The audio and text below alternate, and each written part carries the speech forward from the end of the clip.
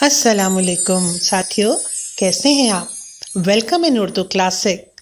आज एक और मज़े की कहानी लेके हाजिर हुई हूँ। आइए सुनते हैं। आज की दिलचस्प कहानी का नाम है बदसूरत बदखा। बहुत अरसा गुजरा।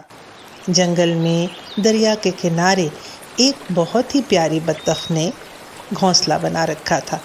घोंसले में उसने कुछ अंडे रखे हुए थे जिनको वो सी रही थी और इस इंतज़ार में थी कि कब उसमें से उसके प्यारे प्यारे से बच्चे निकलेंगे। आखिर वो दिन आ पहुंचा। एक सुबह एक एक करके बच्चे अपने अंडे के शेल से बाहर निकलना शुरू हुए। अपने परों को हिलाते, क्वैक क्वैक की आवाज़ निकालते बच्चे भागते हुए अपनी मामा के आगे पीछे चलने लगे। कितने प्यारे लग रहे हैं मेरे बच्चे, मामा डक ने दिल में सोचा। चलो बच्चों, लाइन बना लो। मामा डक खुशी से झूमती हुई बच्चों को एक कतार में लेकर चलना चाहती थी। उसने सबसे पहले अपने बच्चों को गिनना शुरू किया। 1 2 3 4 5। ओह, मेरा छठा अंडे में से क्या डकलिन नहीं निकला? ओहो, उसने पीछे मुंह करके देखा तो एक बहुत बड़ा अंडा अभी तक घोंसले में ही मौजूद था। शायद इसे अभी कुछ और वक्त लगेगा। चलो, तब तक हम खुद ही घूम आते हैं। ये कहकर मामा बत्तख अपने 5 चूज़ों को लेकर दरिया के करीब ही चल पड़ी कि ऐसी जगह पे पहले तैरना सिखाऊंगी जहाँ पर पानी गहरा ना हो, क्योंकि उनकी ये पहली मश्क थी तैराकी की। बच्चे खूब खुश हुए और मज़े से उन्होंने पानी से खेला। अगले दिन वो अंडा जो अभी तक नहीं टूटा था, उसके टूटने की भी आवाज़ आने लगी। सबने मुंह मोड़ के देखा तो उसमें से एक बतखा निकला।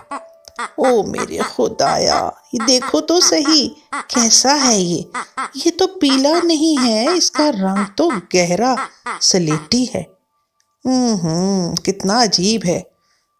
एक ने कहा, देखो तो सही, ये चल कैसे रहा है? और सब हंसने लगे। ओहो, मैंने तो आज तक इतना बदसूरत बत्तख का बच्चा नहीं देखा। मामा डक को कुछ गुस्सा आया।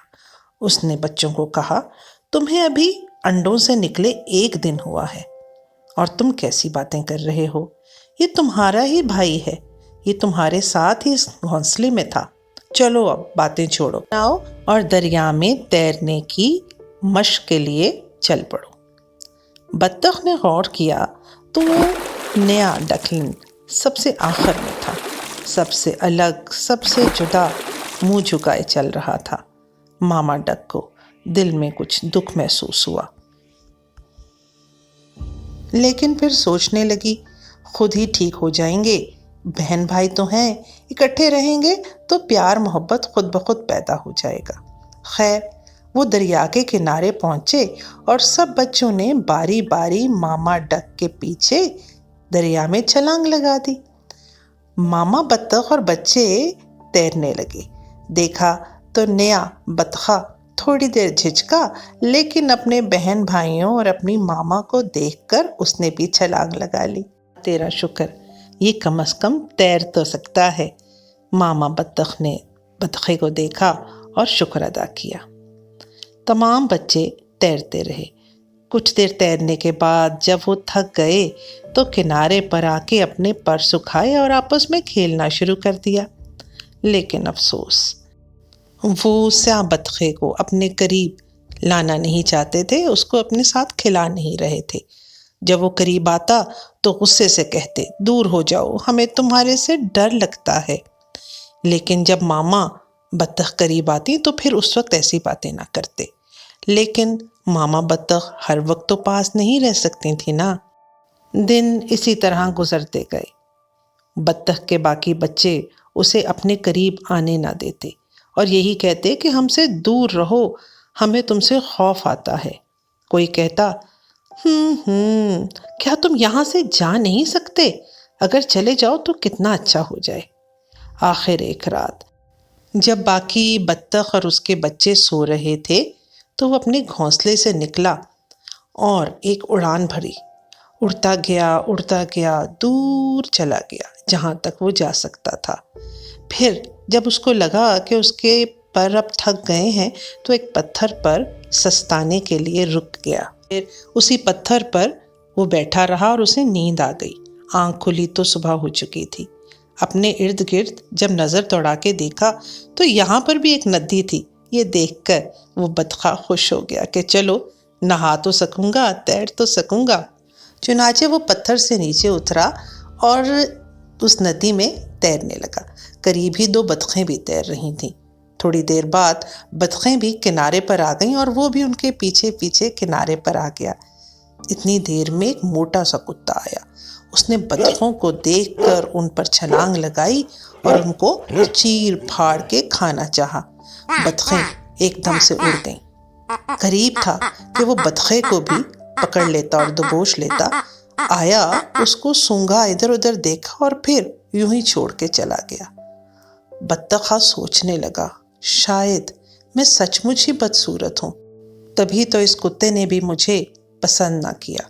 دل میں اداس تھا، چلتا ہوا دوبارہ اس پتھر پر آ کے بیٹھ گیا کہ اچانک بادل آنے لگ پڑے اور زور سے بارش شروع ہو گئی۔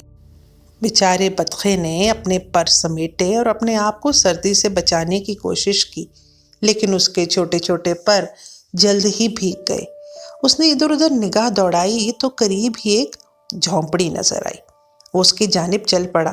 جھونپڑی میں جب پہنچا تو وہاں سے ایک بوڑھی عورت نکل کر آئی اور اس کے پیچھے پیچھے خوبصورت موٹی تازی بلی اور ایک پیلے رنگ کی مرغی۔ وہ دونوں اس کو غور سے دیکھ رہی تھیں۔ بوڑھی عورت نے اس کو دیکھ کر خوشی کا اظہار کیا۔ واہ واہ، ایک بطخ کا بچہ آ گیا، چلو ذرا کچھ عرصے کے بعد یہ بھی انڈے دے گا۔ میرے پاس مرغی تو ہے ہی ہے، یہ بھی انڈے دے گا تو خوب مزہ آئے گا۔ وہ اس کو لے کر اندر چلی گئی۔ گھر میں آتش دان میں آگ جل رہی تھی۔ اس نے بطخ کے بچے کو وہیں پر چھوڑا کہ اس کے پر سوکھ جائیں گے اور اپنے کاموں میں مصروف ہو گئی۔ مرغی اور بلا اس کے قریب آ گئے۔ مرغی بولی، آئے ہائے کتنا گندا سا بچہ ہے۔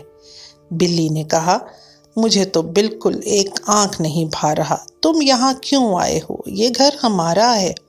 مرغی نے کہا، تم نے سنا نہیں تھا کہ بوڑھی عورت نے اس کو اس لیے رکھا ہے کہ یہ انڈے دے گی؟ بطخے نے جب سنا تو کہا کہ میں بطخ نہیں ہوں، میں تو بطخاں ہوں۔ مرغی نے کہا، پھر تو یہاں تمہارے رہنے کا جواز ہی نہیں، فوراً یہاں سے چلے جاؤ۔ ہم تمہارے ساتھ نہیں رہنا چاہتے۔ بطخہ پھر الگ ہو گیا اور پھر ایک کونے میں دبک کر بیٹھ گیا۔ دن یہاں پر بھی اسی طرح گزرنے لگے۔ وہ دونوں بلی اور مرغی اس سے نفرت کرتے تھے، لیکن وہ بھی یہی چاہتا تھا کہ وہ یہاں سے چلا جائے، کیونکہ اس کو قید کی زندگی پسند نہ تھی۔ وہ تو نہر کے کنارے دریا میں تیرنا چاہتا تھا۔ چنانچہ ایک روز اس نے سوچا کہ آج رات وہ یہاں سے اڑ جائے گا۔ چنانچہ بطخ کے بچے نے رات کو اڑان بھری اور دوبارہ اسی ندی کے کنارے آ کر رہنے لگا جہاں پر وہ پہلے روز آ کر رکا تھا۔ کچھ دن وہاں پر ایسے ہی رہتا رہا، لیکن موسم بدلا اور سردیاں آ گئیں۔ تیز اور سرد ہوا چلنے لگی، برف باری ہونے لگی۔ کچھ عرصہ تو بطخ کا بچہ مزے سے اکیلا ہی نہر کے کنارے چلتا رہتا، پھرتا رہتا اور مزے کرتا۔ وہ اپنی دنیا میں مست رہنے لگا تھا۔ زیادہ بھوک لگتی تو مچھلیوں کو پکڑ لیتا، وہ کھا لیتا، چھوٹے موٹے کیڑے مکوڑے کھا لیتا۔ اچھا وقت گزر رہا تھا۔ اچانک برف باری شروع ہو گئی۔ بطخ کا بچہ پریشان اور اداس رہنے لگا کہ اب کیسے اس کی زندگی کے دن گزریں گے۔ ایک روز ایک کسان کا وہاں سے گزر ہوا اور اس کی نظر اس کمزور سے بطخ کے بچے پہ پڑی۔ اس پر ترس آ گیا۔ اس نے اسے گود میں لیا، کپڑے میں لپیٹا اور اپنے گھر لے آیا۔ یہ کسان ایک رحم دل انسان تھا۔ اس نے اسے اپنے پاس رکھا۔ تمام سردیاں وہ اس کا خیال رکھتا تھا، اس سے پیار محبت کرتا تھا۔ بطخ کے بچے کو بھی اس سے محبت ہو گئی تھی۔ بہار کا موسم آ گیا اور پھر پھول کھلنے لگے۔ کسان نے اب سوچا کہ اب اس کو واپس ندی کے کنارے چھوڑ آنا چاہیے تاکہ یہ وہاں پر اپنی دنیا میں خوش رہ سکے۔ چنانچہ وہ اسے دوبارہ اس ندی کے کنارے لے گیا۔ نہر میں تیرنے لگا۔ وہ کسان کا دل سے بہت شکر گزار تھا۔ وہ بہت خوش ہوا کہ پانی میں آج اس کو تیرنے کا موقع ملا ہے۔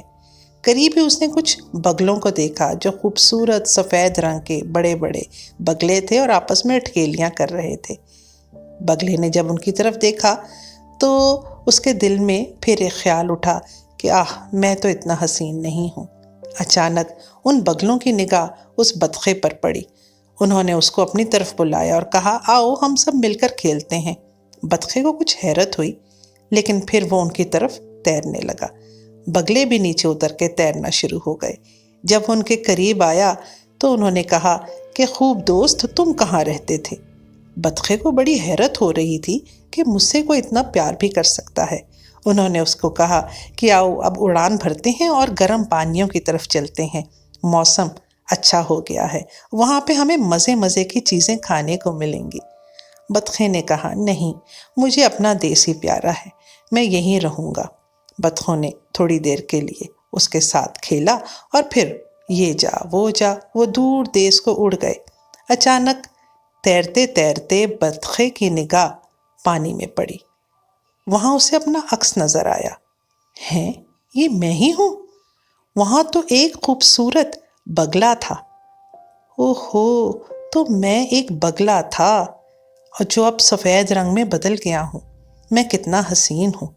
اسے اپنے آپ پر یقین نہیں ہو رہا تھا کہ اللہ نے اسے کتنا خوبصورت بنایا ہے۔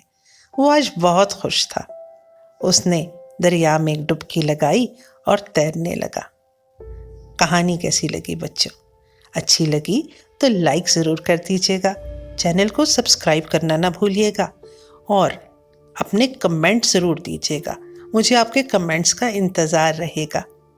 جلدی پھر نئی کہانی لے کر حاضر ہوں گی۔ تب تک کے لیے خدا حافظ۔